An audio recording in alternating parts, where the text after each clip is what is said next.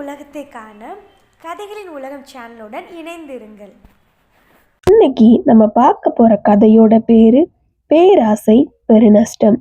கந்தசாமின்னு சொல்ற ஒரு ஏழை தன்னோட மனைவியோட ஒரு சின்ன குடிசை வீட்டுல வாழ்ந்து வந்தான். வயதானனால வேலைக்கு செல்ல முடியாத நிலைமை அவங்க 2 பேருக்கும் வந்துச்சு.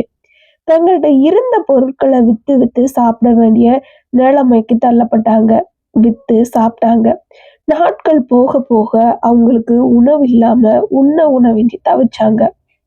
இந்த நிலையில அவங்க ஆண்டவரை நோக்கி, இறைவா, எங்களை ஏன் இப்படி படைச்ச? இது இப்படியே போனா வறுமை தாங்காம நாங்க இப்படியே செத்து போக வேண்டிய நிலைமை வந்துருமே, இதுக்கு வேற வழியே இல்லையா அப்படின்னு கடவுள்கிட்ட வேண்டினாங்க.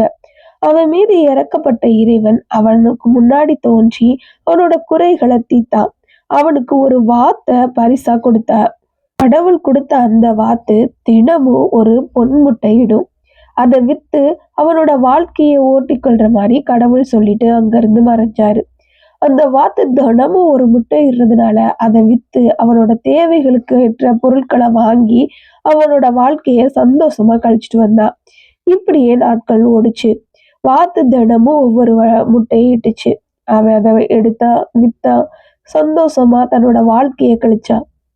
ஒரு நாள் கந்தசாமியோட மனைவி தன் கணவன்கிட்ட போய், தினமும் ஒவ்வொரு முட்டையை இந்த வாத்து விட்டுட்டு இருக்கு, இதை எடுத்து நம்ம வித்தா எப்படிதான் நம்ம பெரிய பணக்காரர் ஆகுறது?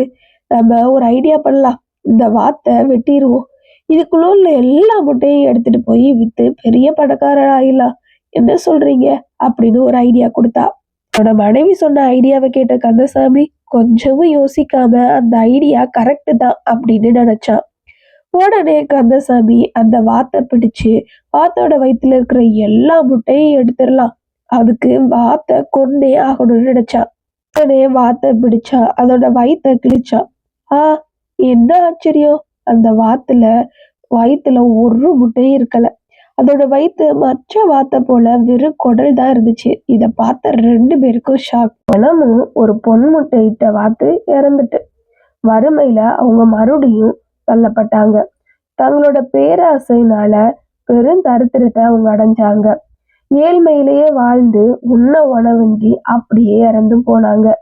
இவங்களோட வாழ்க்கைக்கு அத்தியாவசியமா கடவுள் கொடுத்த ஒன்னையும் அவங்க பேராசையினால இழந்து போனாங்க. ஆசைக்கு அளவுக்கு மிஞ்சினா அது பேராசை.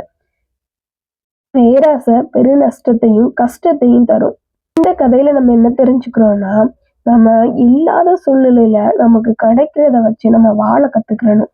அதுக்கும் மிஞ்சி நம்ம ஆசைப்பட்டா இப்படித்தான் உயிர் போயிடும்.